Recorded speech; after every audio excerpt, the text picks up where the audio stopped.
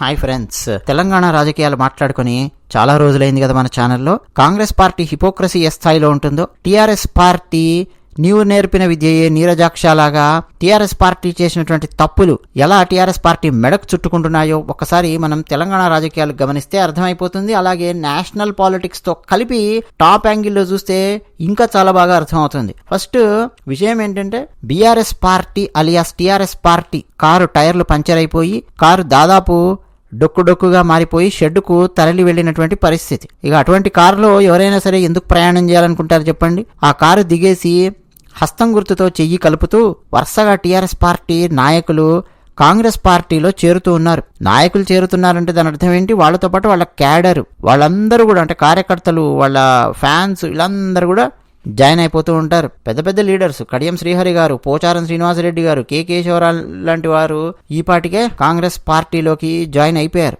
అలాగే టీఆర్ఎస్ నుంచి తెల్లం వెంకట్రావు గారు, దానం నాగేందర్, డాక్టర్ సంజయ్ కుమార్, ప్రకాష్ గౌడ్, ఇట్లా ఒక్కొక్క నేత కారు దిగడము, వెళ్ళి రేవంత్ రెడ్డి గారి సంకనెక్కడం, ఇది జరుగుతోంది. టీఆర్ఎస్ పార్టీ దాదాపు ఖాళీ అవుతున్నటువంటి పరిస్థితి వస్తోంది. టీఆర్ఎస్ పార్టీని ప్రజలు ఏ స్థాయిలో చీకొట్టారో మనకు అసెంబ్లీ ఎలక్షన్స్ లో కాస్త అర్థమయ్యింది. అంటే 39 సీట్స్ మాత్రమే గెలుచుకుంది టీఆర్ఎస్ అసెంబ్లీ ఎలక్షన్స్ లో. 64 సీట్స్ బొటాబొటి కాంగ్రెస్ పార్టీ గెలుచుకుంది. అదే పార్లమెంట్ ఎలక్షన్స్ కి వచ్చేసరికి టీఆర్ఎస్ కు ఒక్క ఎంపీ సీటు కూడా దక్కనటువంటి పరిస్థితి. ప్రజలు తూపానాకొద్దు అని చెప్పి తిట్టకుండా తిడుతున్నటువంటి పరిస్థితి. సో ఇది జరుగుతుంది. మరి ఏమన్నా వీళ్ళు ఏమన్నా సొక్కమా? వీళ్ళ మీద ఏమన్నా జాలి పడాలా టీఆర్ఎస్ మీద అని అంటే జాలి కలగడం లేదు. ఎందుకంటే కేసీఆర్ గారు ఈ పార్టీ వలసలను అంతకంటే భయంకరంగా ప్రోత్సహించిన వ్యక్తి. సేమ్ టిట్ ఫర్ టాట్ లాగా కాంగ్రెస్ పార్టీ బీఆర్ఎస్ అదే చేస్తుంది అన్నది ఒక కోణం మాత్రమేనండి. అన్నట్టు తలసాని శ్రీనివాస్ యాదవ్ గారు ఆయన సైకిల్ గుర్తు మీద గెలిచారు.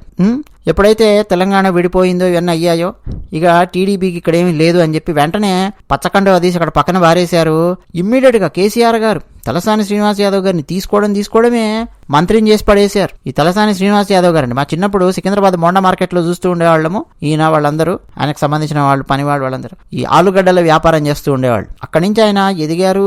సరే టీడీపీలో తిరిగాడు, అంత బానే ఉంది. కానీ టీడీపీ పార్టీ ఇచ్చినటువంటి టికెట్ మీద ఎమ్మెల్యేగా గెలిచి ఆ తర్వాత గులాబీ కండువా కప్పుకొని మంత్రి అయ్యాడు తలసాని శ్రీనివాస్ యాదవ్. మరి ఎట్లా మంత్రిని చేశాడు ఆయనను కేసీఆర్ ఆలోచించండి. అలాగే సబితా ఇంద్రారెడ్డి గారు, ఆమె చేవేళ్ల చెల్లెమ్మ, వైఎస్ రాజశేఖర రెడ్డి గారికి అన్నం పెట్టింది. ఇవన్నీ కూడా మనకు మీడియాలో ఫోటోలు అవి ఇవన్నీ వచ్చేవి. కాంగ్రెస్ పార్టీలో ఉండేది ఆవిడ. ఆ తర్వాత ఏమైందండి?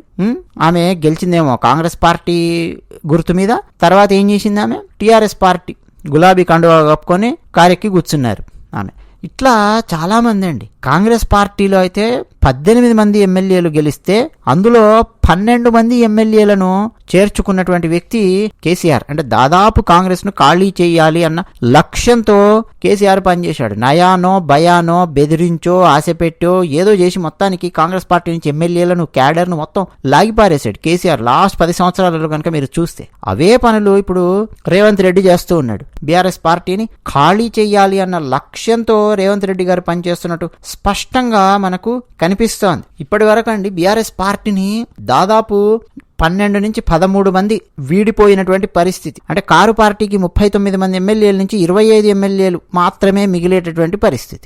సో బీఆర్ఎస్ పార్టీ మీద కూడా మనకేం జాలి కలగట్లేదు. అప్పుడు నువ్వేం చేసావో ఇప్పుడు రేవంత్ రెడ్డి అదే చేస్తున్నాడు అన్న కోణం. ఇంతకంటే కోణం మనం టాప్ యాంగిల్లో చూస్తే కాంగ్రెస్ కూడా ఎంత దిక్కుమాలిన పార్టీ అన్నది అర్థమవుతుంది. ఒకసారి టాప్ యాంగిల్లో జూమ్ చేసి చూద్దామా, నేషనల్ లెవెల్తో కలిపి చూద్దామా ఏం జరుగుతుందో. హిపోక్రసీ కాంగ్రెస్ పార్టీది. ఎమ్మెల్యేలను ఎందుకు చేర్చుకుంటున్నారు అన్నది నా ప్రశ్న కాదండి. చాలా మంది పార్టీలు, చాలా పార్టీలు భారతదేశంలో చేస్తూనే ఉన్నాయి. అన్ని పార్టీలు చేస్తున్నాయి. ఆ పార్టీ చేయట్లేదు, ఈ పార్టీ చేయట్లేదు అన్నటువంటి కోణం కూడా లేదు. కానీ అక్కడ ఒక హిపోక్రసీ కోణం ఉంది కాంగ్రెస్ పార్టీది. అది కనుక అర్థమైందంటే ఇక జన్మలో కాంగ్రెస్ పార్టీకి ఓటయ్యారు. సరే బీఆర్ఎస్ పార్టీకి ఇప్పట్లో ఓట్లు వేసేటటువంటి పరిస్థితి తెలంగాణలో లేదు. ఏంటి ఆ హిపోక్రసీ?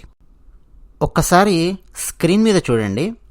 కాంగ్రెస్ పార్టీ 2024 ఎలక్షన్స్లో భాగంగా 3 నెలల క్రితం ప్రకటించిన మేనిఫెస్టో. దీనికి న్యాయపత్ర అని చెప్పి కూడా పేరు పెట్టారు వాళ్ళు. ఆ న్యాయం చేస్తాము, ఈ న్యాయం చేస్తాము, ఇవన్నీ ఎలక్షన్స్ ముందు వీళ్ళు పెట్టినటువంటి మేనిఫెస్టో. ఒకసారి దీని టేబుల్ ఆఫ్ కంటెంట్స్లోకి వెళ్తే ఎక్కడుండే ఛాన్స్ ఉంది? మనకు కావాల్సిన point Kisan Nyay, Shramik Nyay, Samvidhanik Nyay. Samvidhanik Nyay page number 21లో ఉంది. సరే, దీన్ని మ్యాక్సిమైజ్ చేద్దాం. Let us go to page number 21. Shramik Nyay, Samvidhanik Nyay అంటే కాన్స్టిట్యూషన్కి సంబంధించిన న్యాయం చేస్తాము, కాన్స్టిట్యూషన్ని పరిరక్షిస్తాము, రాజ్యాంగాన్ని అని చెప్పి పెట్టారు. ఇంకా మ్యాక్సిమైజ్ చేద్దాం. ఎక్కడుంది ఆ పాయింట్? పట్టుకోవాలి ఇప్పుడు మనం, పడేసుకుందాం, డోంట్ వర్రీ. ఏక్ రాష్ట్ర ఏక్ చునావ్ అంటే 1 నేషన్ 1 ఎలక్షన్ని మేము వ్యతిరేకిస్తున్నాము. ఇవన్నీ ఈవీఎంలు వీవీప్యాట్లు. సరే, ఓకే. చూడండి ఇక్కడ పాయింట్ నెంబర్ 13, 13వ పాయింట్. कांग्रेस संविधान की 10वीं अनुसूची में संशोधन करेगी और दल बदल, మామూలుగా ఇంగ్లీష్లో డిఫెక్షన్ అంటాం, दल बदल అంటే ఏంటో మళ్ళీ బ్రాకెట్లో కూడా ఎక్స్ప్లెయిన్ చేశారండి. जिस मूल पार्टी से विधायक या संसद चुना गया था उसे छोड़कर इसको दल बदल को विधानसभा या संसद की सदस्यता से స్వతః అయోగ్య ఘోషిత్ కరేగి. ఇదన్నమాట కాంగ్రెస్ పార్టీ పెట్టినటువంటి మేనిఫెస్టోలో సంవిధానిక్ న్యాయ్ అనేటటువంటి చాప్టర్లో 13వ నెంబరు పాయింట్ బాగా గుర్తుపెట్టుకోండి. ఇంగ్లీష్లో కూడా చెప్పమంటే ఇంగ్లీష్లో కూడా చెప్తాను, తెలుగులో కూడా చెప్తాను. ఇంగ్లీష్లో చెప్పాలి అంటే అండి, we promise to amend the 10th schedule of the constitution and make defection bracketlo leaving the original party on which the MLA or MP was elected. So defection and automatic disqualification of the membership in the assembly or parliament అని చెప్పి Congress party పెట్టిందండి. విధాయక్ అంటే MLA, Sansad అంటే MP, అది గుర్తుపెట్టుకోండి. So తెలంగాణలో ప్రస్తుతం ఏం జరుగుతోందండి? ఇప్పటిదాకా మనం మాట్లాడుకున్నాం. రేవంత్ రెడ్డి గారు చాలా చాలా ఉత్సాహంతో ఊపుతో బీఆర్ఎస్ పార్టీ ఎమ్మెల్యేలను కాంగ్రెస్ పార్టీలో చేర్చుకుంటూ ఉన్నారు. ఎందుకు అలా చేర్చుకుంటున్నారు అని చెప్పి కూడా నేను అనటం లేదండి. అదేంటి సార్, అన్ని రాజకీయ పార్టీలు అవే చేస్తున్నాయి కదా, ఇప్పుడు ఏం మాట్లాడతానులేండి, వాళ్ళు చేశారు వీళ్ళు చేశారు కదా అని చెప్పి అంటారేమో. కానీ ఏ రాజకీయ పార్టీలు కూడా తమ ఎన్నికల మేనిఫెస్టోలో ఈ విషయం పెట్టలేదు కదండి. అన్నట్టు తెలుగులో చెప్పలేదు కదా. ఇంకా ఈ పాటికి అర్థమై ఉండాలి మీకు.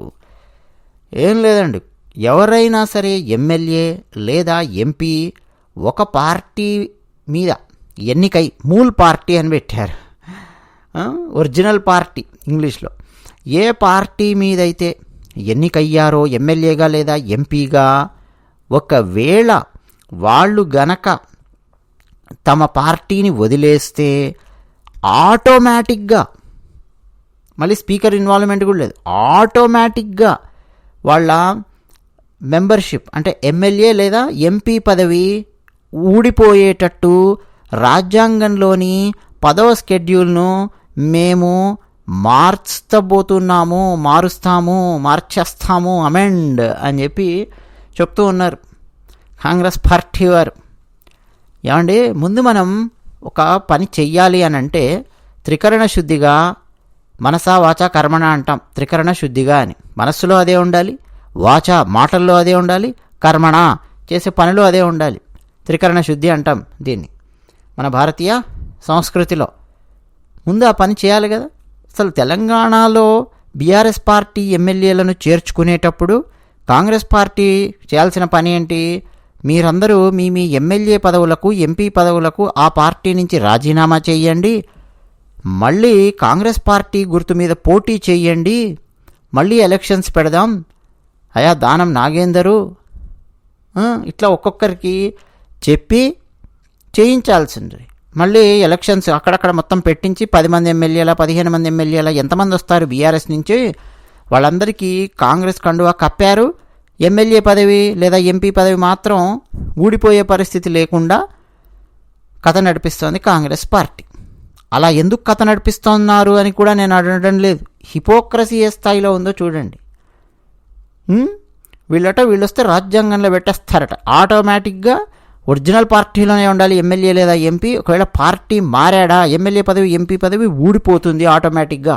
అట్లా మేము రాజ్యాంగం మారుస్తాము అని చెప్పి వీళ్ళు డైలాగ్ కొట్టినప్పుడు ముందు వీళ్ళు దాన్ని పాటించాలి కదా, చేతలల్లో ముందు పాటించాలి కదా. రూల్ వచ్చాక పాటిస్తా అని చెప్పి అనరు కదా. ఒక రూల్ నేను తీసుకురాబోతూ ఉన్నానంటే ముందు నేను దాన్ని పాటించగలిగే హిపోక్రసీ లేని తత్వం మనలో ఉండాలి కదా. ఈ ఆత్మ పరిశీలన లేనటువంటిదండి కాంగ్రెస్ పార్టీ. ఎంతసేపు వీళ్ళు దేని మీద ఆధారపడుతున్నారు తెలుసా?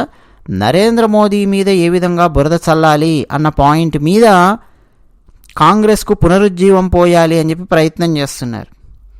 నరేంద్ర మోదీ ఏం చేసినా, తుమ్మినా, దగ్గినా, మాట్లాడినా ఎట్లా బురద చల్లాలి, ఎవరెవరిని ఎట్లా రెచ్చగొట్టాలి, మణిపూర్ వెళ్ళి ఎట్లా రెచ్చగొట్టాలి, యూపీ వెళ్ళి ఎట్లా రెచ్చగొట్టాలి, ఎవరెవరిని ఎట్లా రెచ్చగొట్టాలి, రైతులను ఎట్లా రెచ్చగొట్టాలి, శ్రామికులను ఎట్లా రెచ్చగొట్టాలి, ఇది కాంగ్రెస్ పార్టీ చేస్తున్నటువంటి పని.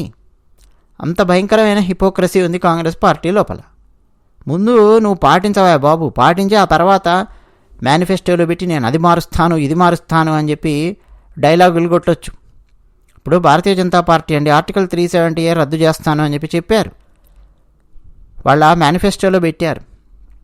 దానికంటే ముందండి ఇప్పుడు నా చిన్నప్పటి నుంచి నేను చూస్తున్నానండి, కాశ్మీర్ విషయంలో భారతీయ జనతా పార్టీ రాజకీయ పరంగా చేసినటువంటి పోరాటం అంతా ఇంత కాదు.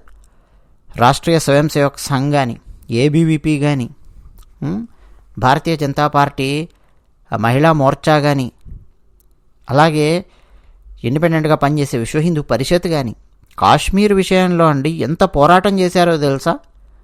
3 దశాబ్దాలుగా చేసినటువంటి పోరాటం అంతా ఇంత కాదు. కవితల రూపంలో, వ్యాసరచన రూపంలో, ఉపన్యాసాల రూపంలో, రకరకాల చర్చల రూపంలో కాశ్మీర్లో ఈ సమస్య ఉన్నది అని చెప్పి ప్రజల ముందుకు కాశ్మీర్ సమస్య యొక్క తీవ్రతను తీసుకొచ్చినటువంటి ప్రయత్నం చేశారు. ఆర్టికల్ 370 రద్దు చేస్తాను అనంటే ముందు నువ్వు నీ ప్రయత్నాలంటే రాజకీయ పరంగా కూడా నువ్వు అత్యంత బలంగా దాని మీద మాట్లాడగలిగేటట్టు ఉండాలి. నరేంద్ర మోదీ గారు వీళ్ళందరండి వెళ్ళి కాశ్మీర్లో, జమ్మూ కాశ్మీర్లో త్రివర్ణ పతాకాన్ని ఎగరేసే ప్రయత్నం చేశారు. అత్యంత భయంకరమైన కర్ఫ్యూలు, గొడవలు, తీవ్రవాదుల గోల, తీసుకెళ్ళి తలకాయలు నరికేస్తున్నటువంటి పరిస్థితి, తీవ్రవాదులు అంత భయంకరమైన పరిస్థితుల్లో వెళ్ళి నరేంద్ర మోదీ గారి ఆధ్వర్యంలో నడిచింది. తీసుకెళ్ళి అక్కడ మన జాతీయ పతాకాన్ని ఎగిరేశారు కాసేపు. సో పోరాటం ఎలా ఉందో, మాటలు ఎలా ఉన్నాయో, పని అలా ఉంది భారతీయ జనతా పార్టీది. ఈ విషయం చాలామంది జనాలకు అర్థం కావట్లేదు. బీఆర్ఎస్ మీద కోపం వచ్చింది కదా, సో కాంగ్రెస్ కోటు గుద్దేస్తా, అట్లా కాదండి. బీఆర్ఎస్ మీద కోపంతో కాంగ్రెస్ ఓటేయడం కాదు. రేపు కాంగ్రెస్ మళ్ళీ కోపం వస్తే బీఆర్ఎస్కి వేస్తారా? అది కాదు కదా. ఎవరు కొన్ని విలువలు పాటిస్తున్నారు, ఎవరు కొన్ని విలువలు పాటించడం లేదు. పోనీ అందరూ నియమాలు అతిక్రమించారండి అంటారేమో. పోనీ ఆ నియమాలు అతిక్రమించిన వాళ్ళు హిపోక్రసీ ఏ స్థాయిలో ఉంది, ఎవరెవరిది అన్నది ఒకసారి బేరీజ్ వేసే ప్రయత్నం చేయండి, అర్థమైపోతుంది మీకు.